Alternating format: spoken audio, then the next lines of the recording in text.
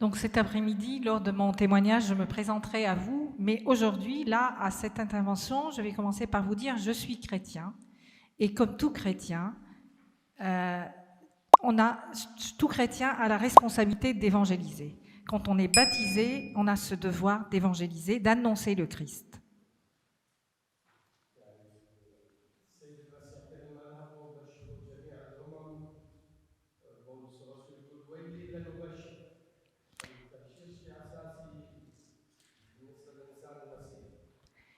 Le Christ nous a dit « allez vers le monde entier, porter la bonne nouvelle, allez annoncer l'évangile à tous les peuples, toutes les nations ». Et Saint Paul dit « malheur à moi si je n'annonce pas la bonne nouvelle, si je n'annonce pas l'évangile ».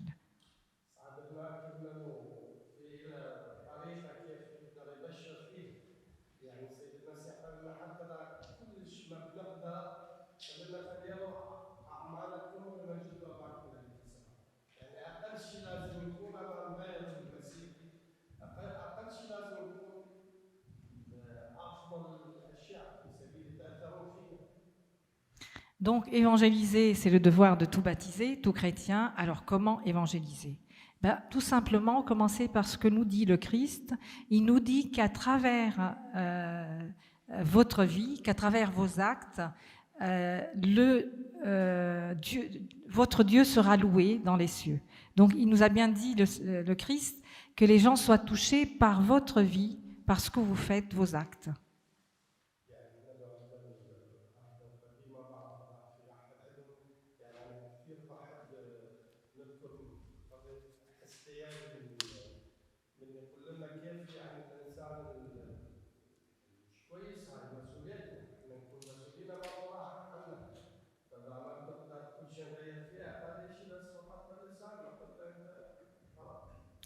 Et là, je vais citer Ézéchiel dans l'Ancien Testament. Je ne sais pas si quelqu'un peut sortir ce verset dans Ézéchiel.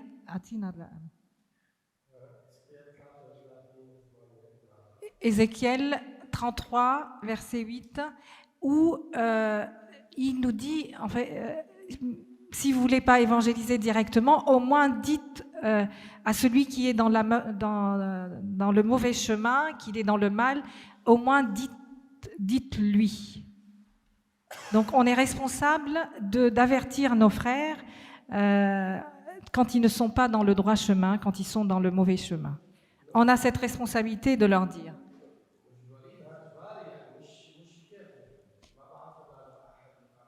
Donc, on n'a pas le choix, on a le devoir de dire, de dénoncer le mal. Alors, oui. Alors, donc, si on peut Voilà, donc, Xavier, si tu peux lire le... Non, tu préfères. Alors, donc, Ézéchiel 33, 8. Quand je dis au méchant, méchant, tu mourras, si tu ne parles pas pour détourner le méchant de sa voie, ce méchant mourra dans son iniquité, et je te redemanderai son sang.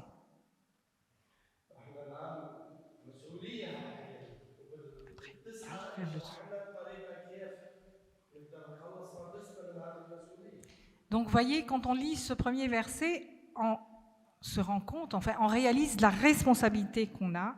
Et puis, dans le verset suivant, « Mais si tu avertis le méchant pour le détourner de sa voie, et qu'il ne s'en détourne pas, il mourra dans son iniquité, et toi, tu sauveras ton âme. »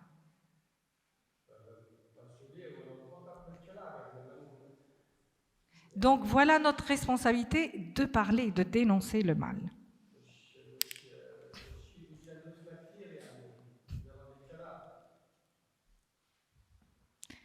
Donc voilà, dénoncer, c'est pas quelque chose qui va nous coûter, c'est juste avoir une parole courageuse et le dire, en fait, vraiment selon ce verset. Sinon, on est responsable.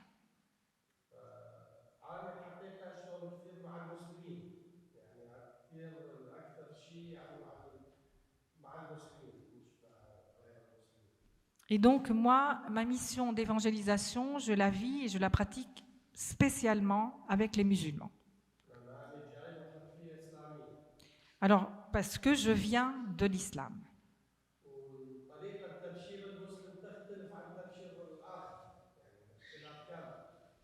Et donc, évangéliser le musulman, les musulmans, et c'est différent que d'évangéliser d'autres personnes. بالنسبة للمسلم ما بيصير تروح تحكي عن المسيح ديركت أو تحكي عن الإنجيل أو تحكي عن ما راح يقدر يفهم ولا راح يقدر تدخل بتناقض معين. Donc, pour le musulman, il ne faut pas, en fait, la méthode, c'est pas d'aller lui parler directement du Christ, de l'Évangile. Il va pas être réceptif. يعني بالبداية لازم المسلم خارج من الإسلام يقدر يشوف يقدر يتعرف على المسيح. Donc, tout d'abord, moi, le musulman, je travaille avec lui, je l'appelle de sortir de l'islam. Donc, c'est une fois qu'il sort de l'islam qu'il peut avoir le regard et voir Jésus et entendre et être réceptif. Donc, tout d'abord, le travail, c'est vraiment de l'accompagner, de l'aider à sortir de l'islam. يعني وأنت كنت كثير مشهور خلال الإنترنت الحقيقة بكثير دول عربية يعني مش بس بفرنسا يعني. Et moi, depuis des années, je travaille beaucoup sur Internet, à travers Internet, et je touche beaucoup de musulmans, surtout dans les pays arabes. هسه صار تقريبا 4 شهور ومتوقف. Mais là, depuis 4 mois, j'ai arrêté en fait cette mission sur Internet. C'est interrompu. صلوا لي كي يرجع لأن الحقيقة فأخذ التهديد وكان تهديد قوي يعني أحضر الأصدقاء قالوا لي توقف هذه الفترة. Donc, je vous demande de prier pour moi pour que je puisse reprendre cette mission d'évangéliser les musulmans à travers Internet. Alors, pourquoi j'ai arrêté? Parce que j'ai reçu des menaces directes et sévères, et donc mes amis autour de moi m'ont conseillé d'interrompre pour le moment. Mais moi, je ne demande qu'une chose, c'est de reprendre. Donc, je vous demande de prier pour moi. الحقيقة ما كان تهديد عادي كان تهديد شخص يعرف بيتنا ويندني ويعرف كل شيء فلهذا كان التهديد مش يعني أنا ما في يوم بحياتي ما أخذت ما تهددت من يوم عرفت عن المسيح لهذا اليوم ولكن كان هذا التهديد يختلف لأن كان التهديد مباشر يعرفني ويعرف بيتنا ويعرف عنواني ويعرف كل شيء. Donc, persécution, menace, depuis ma rencontre avec le Christ, je suis persécutée et menacée. Donc, il n'y a pas un jour où j'ai pas reçu des menaces et que je me suis pas sentie persécutée, et je le suis réellement. Par contre, cette fois-ci, les menaces venaient de personnes qui connaissaient, qui ont repéré où on habitait, qui connaissaient bien où on se naît. Et donc, en fait, c'était une menace imminente, directe, qui est préoccupante et qui mettait en danger les miens aussi. Donc c'est pour cela que j'ai suspendu pour l'instant.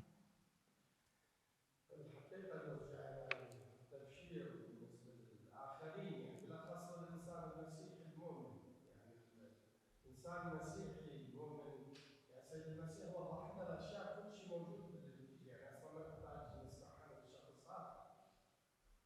Donc je reviens à cette mission d'évangélisation qui est la mission de tout chrétien. En fait, la méthode et le programme, c'est l'évangile. Le Christ nous a tout dit et sa parole est claire et limpide. On n'a pas besoin d'aller chercher ailleurs. يعني السيد المسيح قال لنا أنتم نور العالم وقال لنا هذا النور يعني إذا ما بتحطه على مكان عالي ما بتقدر تنور كل شيء إذا ضمن النور أكيد ما راح يضل فلهذا احنا كل إنسان مسيحي يكون هو النور الشعلة أمام الآخرين يقدرون يحتاجون يمشون وراه في الظلام. Donc le Seigneur nous dit, vous êtes la lumière du monde. Et en fait, quand il y a une lumière, on la met à un endroit pour qu'elle soit visible, on ne la cache pas. Vous êtes la lumière du monde et votre lumière doit toucher les autres, doit éclairer, doit illuminer. Donc du coup, soyez cette lumière, soyez conscient que vous êtes la lumière, c'est une responsabilité, et que votre lumière touche autour de vous.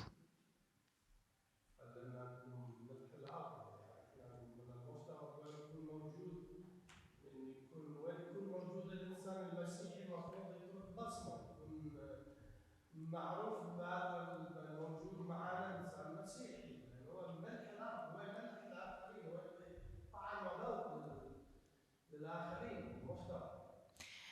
Le Seigneur nous dit, vous êtes le sel de la terre. Donc le sel qui agrémente. Et donc du coup, le chrétien, partout où il se trouve, il doit laisser sa trace, il doit laisser un goût, il doit laisser émaner cette, autour de lui. Donc du coup, il ne peut pas passer inaperçu et ne pas toucher son entourage. Donc voilà, on est appelé, le Seigneur nous dit d'être le sel de la terre. Donc tout chrétien, tout baptisé doit être le sel de la terre. Il doit être conscient et par sa vie réaliser en fait cette mission, cette fonction du sel de la terre. اليوم الحقيقة يعني اليوم في أشياء يعني نصهم فيها تصدمني يعني تعرفون في اليوم في ناس بيجون للمسيح بالدول الإسلامية أكثر من الموجودين بالدول الأوروبية. Et donc quelque chose qui m'impressionne mais qui m'intrigue aussi, c'est qu'aujourd'hui je peux témoigner qu'il y a beaucoup de personnes qui vont être touchées par le Christ et se convertir dans les pays musulmans, beaucoup plus que dans les pays enracinés dans le christianisme depuis fort longtemps. الحقيقة قبل أكثر من 7 سنين أو 7 سنين 5 لا 7 كان العدد بالعربية السعودية كان موجودين 120,000 شخص اللي احنا نعرفهم، كان يأشرون مع جروب صراحة مش واحد. Donc, par exemple, en Arabie Saoudite, il y a environ 5-7 ans, il se trouvait 120 000 chrétiens en Arabie Saoudite. Et quand je vous parle, je vous avance ce chiffre, ce nombre, c'est que je ne suis pas le seul à le constater, à être en contact avec eux, parce que j'évangélise sur Internet avec tout un groupe, tout un réseau. Et donc, du coup, il y a 5-7 ans, il y a 120 000 chrétiens en Arabie Saoudite. يعني الحقيقة ما كلهم معمدين، يعني بينهم 10% اللي متعمدين بس. Et donc, ces 120 000, ils ne sont pas tous baptisés, ils n'ont pas tous pu accéder au baptême. Donc, il y a 10% parmi eux qui ont reçu le baptême, mais les autres ont le désir de ce baptême et ils ont fait cette rencontre avec le Christ. Donc, ils sont profondément par le désir et le cœur chrétien. الحقيقة هي عندنا مشكلة بمسألة العمال يعني بالكنيسة، يعني الكنيسة عندها شروط الإنسان اللي تعمد الشخص اللي حيرجع للعرب السعودية شروطها صعبة، يعني أو ما هي دولة إسلامية لأن صعب يطلع برا يتعمد، يعني حتى نطلب منهم يخرجوا من برا يتعمدون ويرجعون على طول يعني رجع للكنيسة. الناس المفروض تشرف على العمال يرفضوها. Alors l'accès du baptême est problématique et c'est pour l'Église c'est quelque chose de très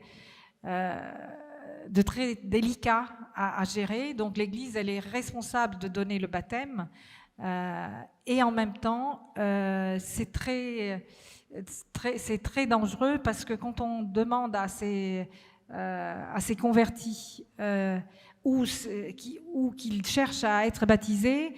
Donc il y en a qui, par exemple, on va leur donner le conseil de sortir de leur pays, de sortir de l'Arabie Saoudite pour recevoir le baptême ailleurs, mais s'ils retournent chez eux, ils sont en danger. Donc vous voyez, c'est une mission très délicate pour l'Église, le baptême de ces convertis dans ces pays musulmans.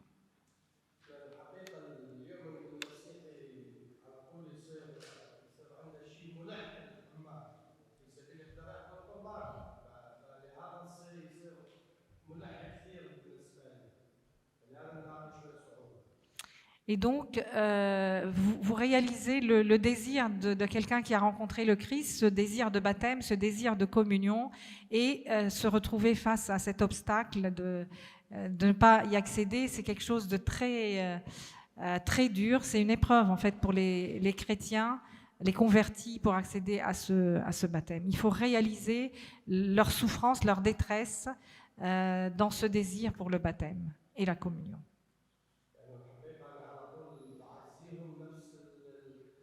نفس الكلمة اللي كان أبونا الله يرحم أبونا إمام كان بيعزيني فيها بيقول لي أنت معمد بالشوق، يعني صحيح ما متعمد بالكنيسة ولكن أنت مسيحي معمد بالشوق، وأنا اليوم أنقل لك إياه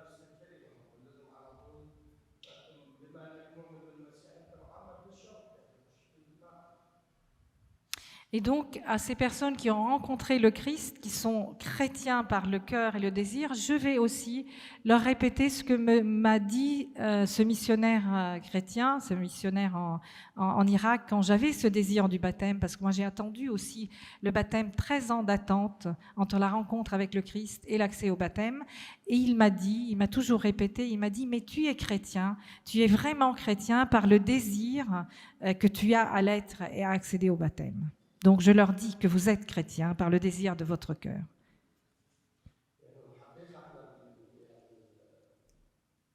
تبشير المسلم او اخراجه من الاسلام الى المسيحيه فشيء جدا مكلف بالنسبه لنا، يعني مكلف وقت كثير، يعني مش يعني ما في شخص يوم ولا ليله ولا شهر ولا سنه، يعني ناس ياخذون سنين طويله معانا وبعدين بالنتيجه نصطدم بالعقاب.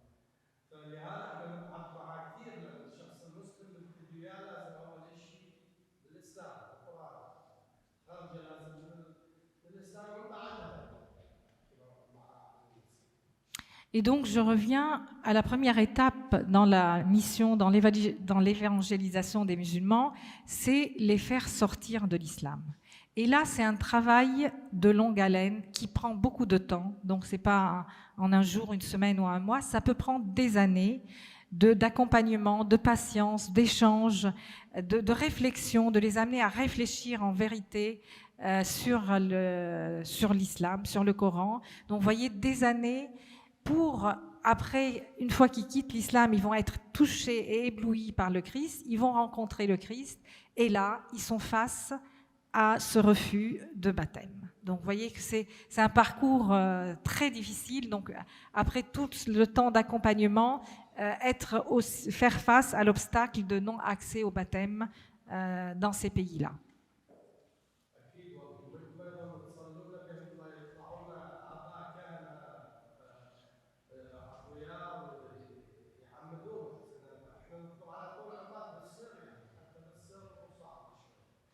Et donc, et là, je vous demande de prier pour que le Seigneur nous donne des vocations de prêtres, des prêtres qui soient courageux d'aller vers les musulmans et de baptiser.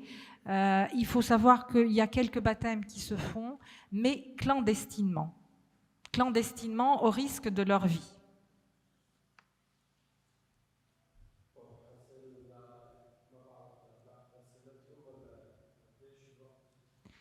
Alors, je ne sais pas de combien de temps on dispose et si on peut avoir des questions. Si vous avez des questions.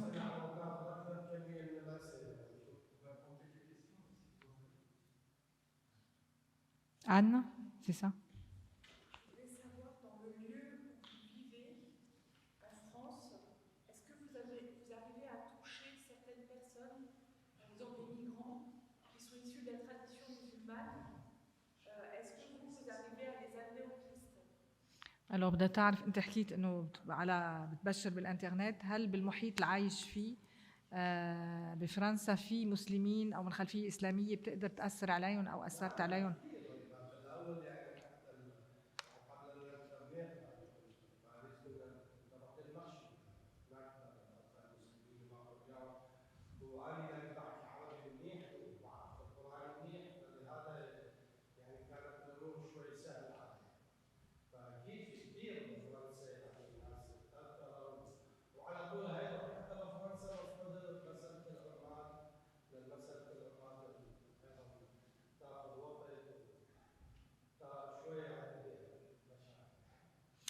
Alors oui, bien sûr, depuis que je suis arrivée en France, avant d'avoir cette activité sur Internet d'évangéliser, partout où je voyais des musulmans, surtout qui parlent arabe, j'allais les rencontrer. Alors souvent au début, en région parisienne, j'allais sur les marchés où ils sont nombreux à être là, et là je m'adressais à eux en arabe, et avec cet avantage de bien connaître l'arabe, de bien connaître le Coran, et donc c'est à travers, en ouvrant avec eux le Coran et en les interpellant sur tel ou tel verset, bien sûr, partout où je me trouve, dès que je suis en contact avec un musulman, je vais lui parler du Coran et cette recherche de vérité dans le Coran, partout.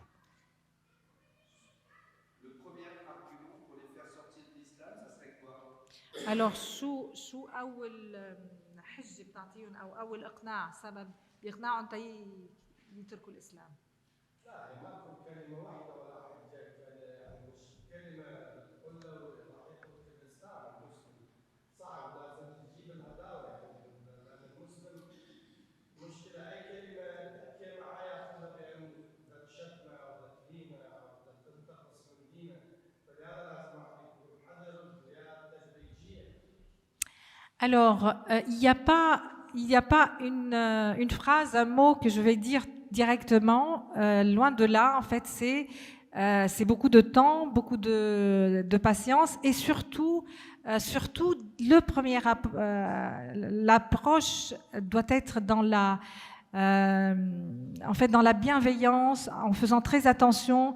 Il faut qu'ils sentent qu'on l'aime, qu'on le respecte, et beaucoup de bienveillance et délicatesse, parce que si on commence à lui parler, d'emblée, s'il sent que il peut considérer tout ce qu'on lui dit comme insulte, il peut prendre tout mal, et donc du coup il faut faire très attention, c'est très délicat, beaucoup de bienveillance, et d'abord lui faire sentir qu'on l'aime, qu'on l'accueille, qu'on l'écoute. Donc avant de rentrer dans le vif du sujet, il faut qu'il sente le respect et l'amitié qu'on peut avoir pour lui, sinon très susceptible. أيضا مش كل الأشخاص نفس الشيء يعني كل شخص حسب لما تكون علاقتك فيه وشلون تقدر توصل له معلومة عن القرآن. Et donc, je ne dirais pas qu'il y a une seule méthode pour tous. Le contact avec chaque personne est unique. Et donc, du coup, il faut, selon chaque personne, il faut trouver le bon moment pour lui parler en fait du Coran et l'amener à réfléchir sur le Coran. Donc, c'est... من بعد السؤال مال الأخ بحكي لكم قصة لطيفة صارت معي بفرنسا. Et donc, après la question, je vais vous raconter une anecdote qui m'est arrivée en France. Bonjour Joseph, merci de votre présence parmi nous aujourd'hui. Merci Madame de faire la traduction. Voici ma question. Lorsque vous dites que vous avez été persécuté concernant votre activité d'évangélisation sur Internet, je voudrais savoir où est-ce que vous avez été persécuté. Est-ce qu'il s'agit de la France ou est-ce qu'il s'agit d'autre part? Merci. Alors بالنسبة أنت قلت إنه تعرضت للتهديد بسبب التبشير على الإنترنت، بده يعرف هذا التهديد اللي تعرضت له هل جاي من فرنسا أو من خارج فرنسا؟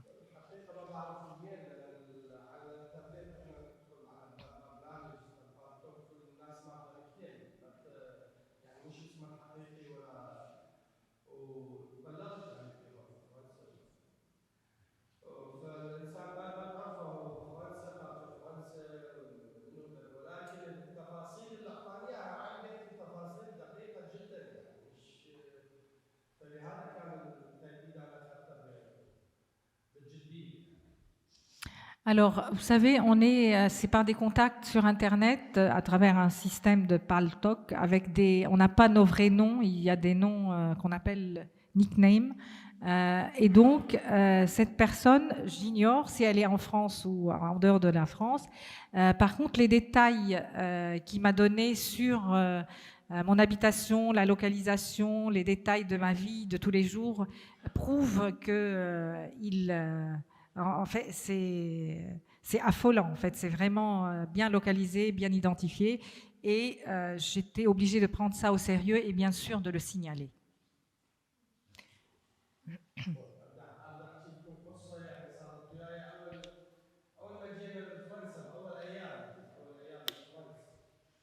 Et donc, je vais vous raconter quelque chose qui est arrivé avec moi dans les premiers jours de notre arrivée en France.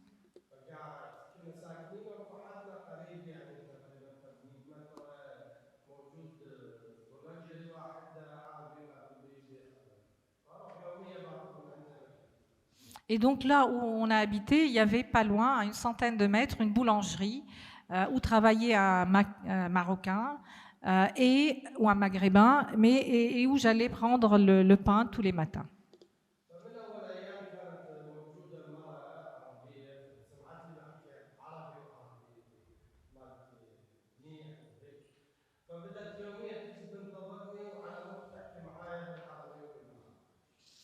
Et donc, une femme de l'entourage, elle a repéré que je venais tous les matins prendre le pain et que je parlais en arabe. Donc, elle a repéré que je maîtrise bien l'arabe. Donc, du coup, elle venait à chaque fois pour m'écouter. Et un jour, elle va m'aborder et me poser une question. فهي بتحكي عربي منيح ثانيا بتشتغل ضد دول الخليج. Et donc, cette dame parlait bien l'arabe parce qu'elle travaillait avec les pays du Golfe. Elle maîtrisait bien l'arabe. فالمهم بيوم من الايام قالت انت يعني بتحكي عربي منيح بس هي تعرفني لان جوزيف اسمي جوزيف الموسيقي يعني كتب لها وقتها موسيقي عربي ف يعني طولت يومية الكتابية فبيوم قالت لي انت ليه ما بتصير مسلم يعني حرامات انت بتعرف عربي وبتعرف تقدر تقرا القران وما بعرف ايش وليش ما تصير مسلم. Et donc, cette dame, elle avait bien repéré que je parlais bien arabe, mais mon nom était Joseph, et donc je me présentais, je suis chrétien. Chrétien qui s'appelle Joseph, mais qui parle l'arabe tellement bien, qui maîtrise l'arabe, qui peut lire le Coran dans le texte. Et donc, sa première question, un jour, va me dire, mais quel dommage que tu sois pas musulman. Quel dommage que tu restes chrétien. En fait, quelqu'un qui parle l'arabe si bien, eh ben, c'est un grand gâchis de ne pas devenir musulman. حكينا يعني كنا تونا واصلين لفرنسا بعد الوضع كنا هربانين من الاردن، بالاردن كنت متعرض للاغتيال وغرامات وهيك فبعدني لسه خايف انا حقيقه كنت بتجنبها يعني بتحكي ما بحكي معها وبهرب من عندها وظلت كل يوم تنتظر. Et donc, ma première réaction, on vient d'atterrir en France après une persécution, une prison, un attentat auquel on va échapper en Jordanie, où j'étais surveillée de partout. Donc, vous savez, mes premiers pas en France, j'ai pas encore fini d'être alerte partout. Et donc, au tout début, je vais la laisser parler. Je vais pas lui répondre, mais cette dame insiste. Elle est tout le temps là, et puis elle me pose la question. Elle essaye par tous les moyens de m'attirer vers l'islam à cause de la maîtrise de la langue arabe. فهي كل يوم تريد تحكيني تقول لي يعني تبشرني بالاسلام، كل يوم بدها تحكيني عن الاسلام وانا بقول لها بعدين. Donc en fait, elle est là tous les jours, elle m'aborde, elle veut me parler de l'islam, m'annoncer l'islam, et moi, je lui dirai après, après. فاخر شيء وصلت قلت لها اوكي نبدي نتناقش حول الاسلام، ولكن قبل ما نبدي نتناقش عن الاسلام بدي عندي سؤال اسالك اياه ومن بعدها نتناقش. فقالت لي اوكي. Et donc un jour, je vais prendre le temps et je vais lui dire d'accord. En fait, je suis d'accord avec vous de vous écouter, d'échanger autour de cette annonce de l'islam que vous allez me faire. Mais avant, j'ai une demande. Avant, j'ai quelque chose à vous dire. Donc vous allez m'écouter, ce que je vais vous dire, et après, je vous écoute et on peut échanger. Donc tout d'abord, j'ai une parole à vous dire. Alors, tout d'abord, j'ai une question à vous adresser. Donc, du coup, je vous adresse cette question et après, on peut échanger. Mais d'abord, répondez à une question que je vais vous adresser. Et donc, elle accepte et elle me dit, pose ta question. قلت لها شو رايك في رجل عمره 54 سنه وتزوج طفل عمرها 6 سنوات. Et donc, je lui pose la question, quel est votre avis sur un homme qui a 54 ans et qui épouse une fille qui a 6 ans. Donc, un homme de 54 ans qui épouse une fille qui a 6 ans. فهي راسي قالت لي هذا خنزير، هذا مش انسان عادي مش طبيعي. ايوه. Et donc, sa réponse, mais en guise de réaction, qui me dit tout de suite, immédiatement, mais c'est pas un être humain, c'est un animal, c'est un cochon. فقلت لها هذا النبي هو اللي عمل هذا، محمد عمره 54 سنه تزوج عائشه عمرها 6 سنين. Et donc, je vais lui dire, c'est Mahomet, le prophète de l'islam, qui, âgé de 54 ans, a épousé Aïcha, qui n'avait que 6 ans. فهي قالت لي مستحيل النبي ما بيعمل هيك، هاي انت الناس مشوهين افكارك، هذا الكلام كله مو صحيح. Et donc elle m'a dit impossible ce que vous dites, c'est des choses déformées, c'est des gens qui vont voulu salir la figure de Mahomet et l'islam, qui vous ont raconté ça, ce n'est pas du tout vrai. فقد تذهب للجامع الطالب كبير جامع فريق الزين تروح للجامع وسألي هذا السؤال ومن بعد تعالي نتناقش صح او غلط فروح يسأل الجامع. Et donc, la mosquée, on n'était pas loin de la mosquée de Paris. Je lui ai dit, écoutez, allez poser cette question à la mosquée de Paris, demandez-leur, aux référents, si c'est pas vrai que Mahomet, 54 ans, épouse Aïcha, 6 ans. Donc, vous allez leur demander et vous revenez me voir avec la réponse qu'ils vous donnent. Et donc, elle est partie et elle n'est plus revenue. Je l'ai plus revue jusque-là.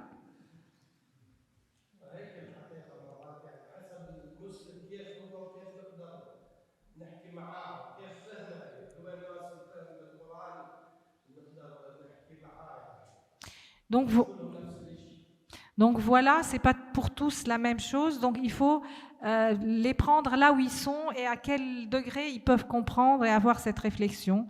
Donc voilà une histoire, comment je me suis adaptée à sa démarche, à sa demande, et avec d'autres, ça ne sera pas la même chose.